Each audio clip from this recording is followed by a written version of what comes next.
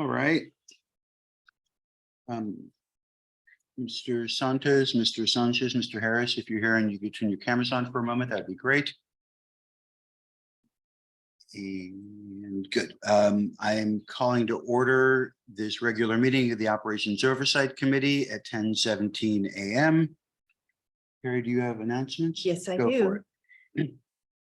This meeting is being conducted virtually and in person, so I will do a roll call of the trustees to confirm attendance. Mr. Knox will not be joining us today. Ms. Ginsburg? Here. Mr. Santos? Here. Ms. Gray? Here. Mr. Sanchez? Here. Mr. Moore? Mr. Kehoe? Mr. Robbins? I'm here. Ms. Zapanta? Mr. Pryor? I'm here. Mr. Harris? Chair Bernstein? I'm here. And I'm here. Thank you. And Mr. Harris is, as Mr. Knox is not here and you're the alternate today, you will be a voting member. Very good. Thank you. Staff participating in the meeting include CEO Santos Kryman, Deputy CEO Louis Lugo, AEOs JJ Popowich and Laura Guglielmo, Chief Counsel Stephen Rice, Executive Board Assistants Bonnie Nolly and Linda Alfara, and Padraig Supple from Rock Solid. Trustees, please use the Zoom chat option to be placed in queue. At this time, we will ask all meeting participants to mute your mics until you are ready to speak, and we may now proceed with the agenda. Thank you very much, Terry. We are on to item 1, approval of the minutes of the special meeting of October 6th. I'll move approval. I'll second, moved by Harris, seconded by Bernstein. Roll call, please. Mr. Santos, Aye. Mr. Sanchez, Aye. Mr. Harris, Aye. Chair Bernstein. Aye. The motion passes unanimously. Thank you very much. We are now on to public comment. I'm not aware of any requests from the public. I don't have any. Okay, we are moving on to item 3 reports, and report A is a LACERA operations briefing. I'll turn it over to Mr. Lugo. Great. Thank you, Chair Bernstein. Good morning, committee members. We continue to make progress on the listed projects outlined in the briefing. We do want to call out one member project that we're focusing on, and I'll have Mr. Popowich update the committee on the Pepper project. Thank you very much, and good morning still. So we continue to focus on trying to get the data that we need for the Pepper final average compensation figure so that we can calculate it automatically. Currently, anytime we get a request for that, we have to calculate it manually because there's payroll data that we don't have automatic view access to. It has to be viewed manually. So we've been working with the auditor controller on this for quite some time. And they have provided us with one file that we thought might fix the problem and allow us to calculate it correctly. However, it was determined that additional information was needed. And so we went back to the auditor controller, discussed it with them, and they provided us with a secondary file format, which we got in October to test. And we did test that file format, but we're waiting for a final file with actual data so that we can do the calculation test to make sure that we can calculate the FACs without the discrepancies we were seeing before. So we've reached back out to them. We've been waiting for that file for a few weeks now. I'll be reaching out to them again today, and hopefully I'll have a status and when we'll have that file for testing. It's believed that this will be the last step that we need before we can have the data to automate the process sufficiently to calculate Pepper member benefits appropriately, which will then allow us to do annual benefit statements for Pepper members because we haven't been able to do that up until this point. So if there's any questions, I'll be happy to answer questions. Are there any questions or comments? Thank you, Mr. Popovich. Anything else? No further comment. Okay, thank you for that. We are on to report 3B. Looking forward to this, a project update on the board and committee agenda and meeting management solution. Mr. Lugo, throwing it back to you. Yes, thank you, Chair Bernstein. And before we provide a project update, we do want to notify the committee. A few weeks ago, we were notified by Rock Solid, which is the parent company to PrimeGov/1 meeting, that they were acquired by Granicus. And if you recall, part of our evaluation process for our meeting agenda solution, Granicus was part of that suite of vendors. We did go with Rock Solid due to the superior platform. We were assured by Rock Solid. We also have a meeting this afternoon with the representatives from Granicus that they are fully intending to support the platform that we're currently we'll be currently sharing in terms of our project status update. But again, we want to assure the committee that the platform that we're going to be transitioning to will be supported long-term, both by Rock Solid and Granicus as part of that acquisition. And with that, I'll pass it over to Bonnie and Linda to provide an update on the project. Thank you, Louis. Good morning, Chair Bernstein and members of the committee. We are very excited today to provide you an update with the One Meeting project. The board approved this project back in March for our agenda and meeting management solution. So the team has been working with Rock Solid and their group the last couple of months. And so today we are excited to share what we've been doing, what has been accomplished, and what you can expect to see in the next 2 months.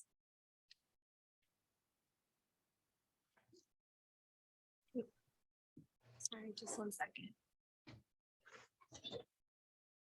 So as we're getting the presentation pulled up, we will, in the memo, it goes into detail on the responsibilities that occur pre-meeting, during the meeting, and post-meeting.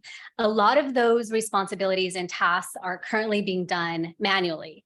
So it's very time consuming. We use several different applications, about 4 to 5 different applications. And so it's a lengthy process. So with One Meeting, we've been able to funnel, if you will, all of those tasks into one solution, which is called One Meeting. This is going to save us a lot of time. It's efficient. We have workflows that we've tested that are in place. So we are very, very excited for this.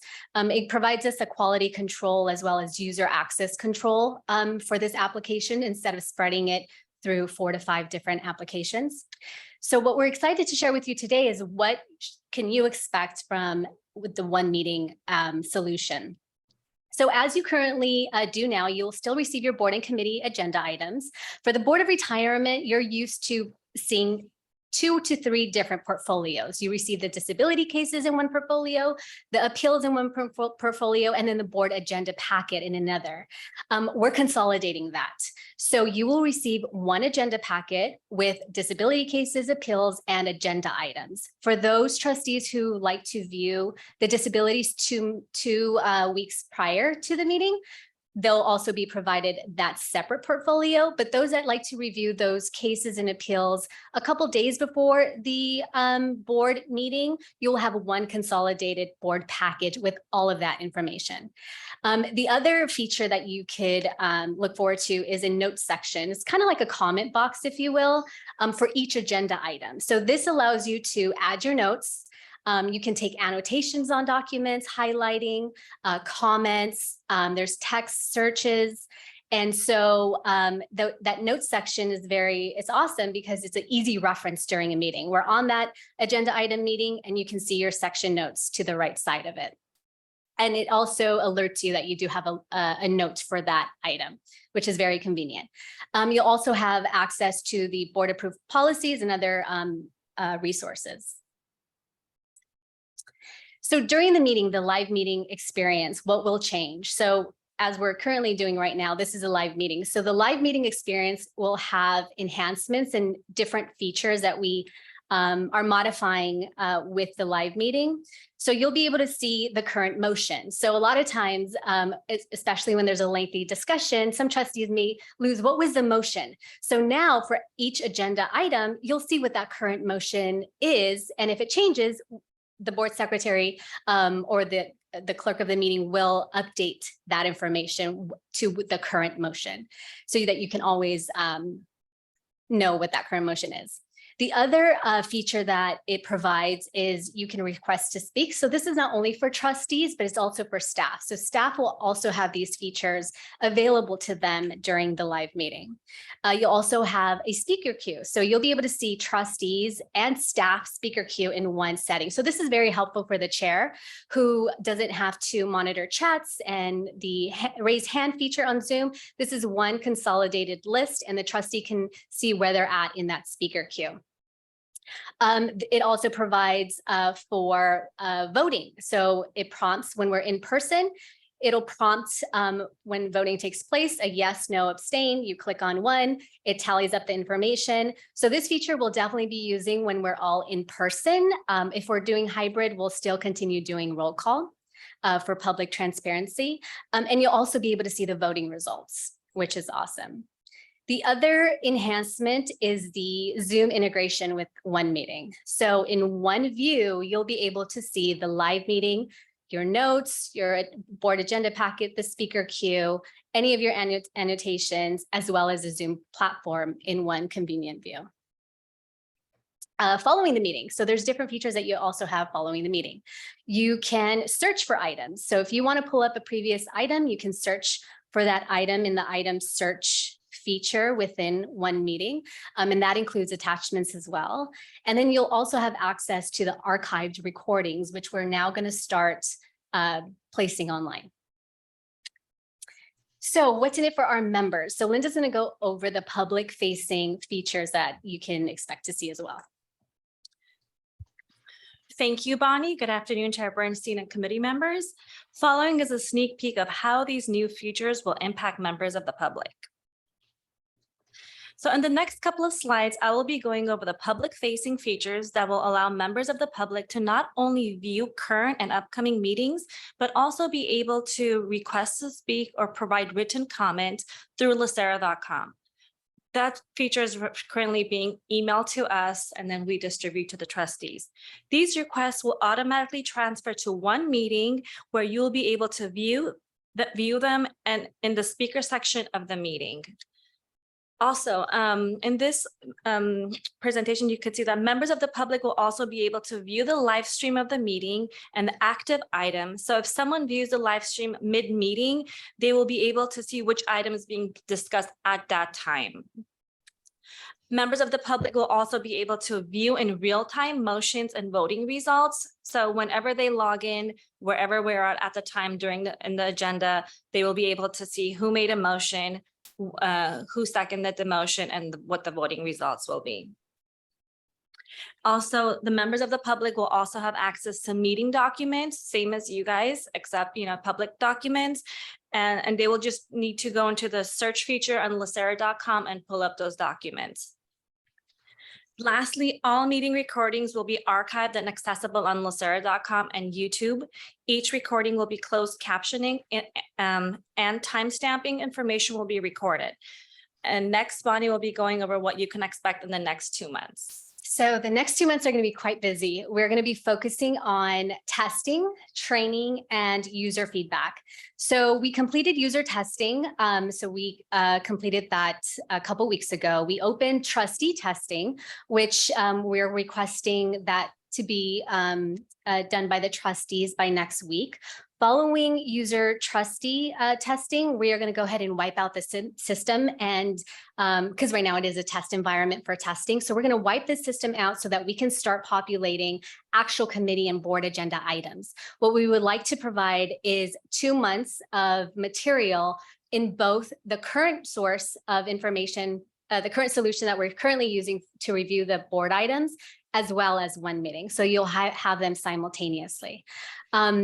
The testing will also include, we're currently migrating, Linda's working on that project of migrating 2 years of board and committee material. And so when that is completed, we're going to start testing the item search feature to make sure that users have proper access.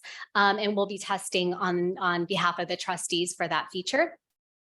And then training. So training, we're going to be testing or training and providing video tutorials for the trustees in regards to annotation. So quick video guide on how to access the one meeting and utilize some of those annotation features. So the notes section, the highlighting, the comments. So that information will be provided in video tutorials. And then we're going to schedule a mock meeting so that you can kind of see and be familiar with the live meeting features like the request to speak and the speaker queue and the voting. So it's very user friendly, but we'll provide a mock meeting for that. We'll record it as well. And we'll also supply video tutorials and step-by-step guides for trustees. And then most importantly, we want your feedback. We want user feedback. So we've been surveying staff throughout the different phases of the process. So throughout the workflows. And as we've been going about this process, we've been surveying staff, and we've surveyed trustees, and we're going to continue surveying trustees for that user feedback so that we can take that into consideration and make modifications if it's within the application or request those enhancements with the vendor. So that concludes our project update. But before we conclude and answer any questions you may have, we wanted to take this time to thank the implementation team who's been involved in this process, as well as all the users at LACERA who have been helping us test this solution. So it's been exciting, a lot of hard work, but we're excited to finally get this project done so that we can go live in January. Ms. Noli, Ms. Alfera, thank you for an excellent report. I will throw it open to questions or comments from the trustees. If people have them, raise your hand. I see Mr. Moore. Yes, yeah, I wanted to know the consolidated package with the appeals, the regular agenda, and the disabilities cases. You said that we could still get the disability cases earlier. Is that going to be 10 days, 2 business days, 4 days? Is there going to be a schedule for how soon you will be able to get the disability cases? Yes, so our current schedule is 2 weeks prior to each meeting, and we'll keep that schedule. Okay, good. Thanks. Mr. Sanchez. I just wanted to thank you for the presentation. In all sincerity, I think the meetings are going to be that much more exciting with the software. So thank you. Thank you very much.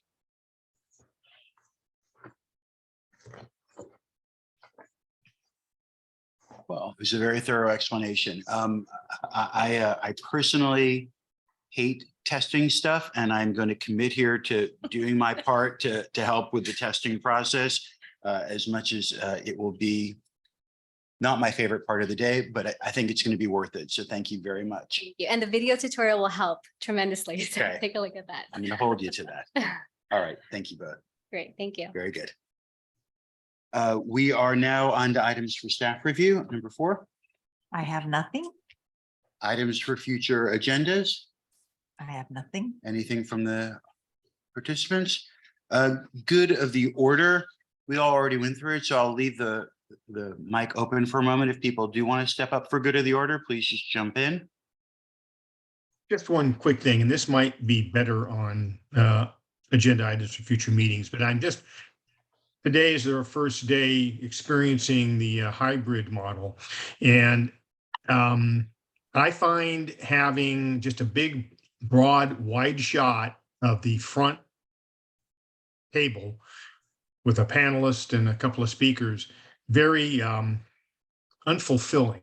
The nice thing about Zoom is you can actually see someone's face and you can see their facial expressions. No, it's not as good as live, but it's better than nothing. This big wide shot, I find just ineffective. And I'm wondering if we can get I know we can. There are cameras that can be mounted and then zoom in on a particular panelist when they speak. I'm wondering, again, if this needs to be agendized for future meeting, fine, we should do that. Or if we can just find out if we can do it. I know My church does that, and they don't have quite the resources LACERA has. So I've got a hunch this could probably be done if that was the will of the board, but it would enhance those situations where, like today, people may at the last minute plan on attending a meeting, but come down with a positive COVID test. And so they're forced to attend a meeting remotely by Zoom. And it gives them more of the ability to attend and feel like they're actually part of the meeting.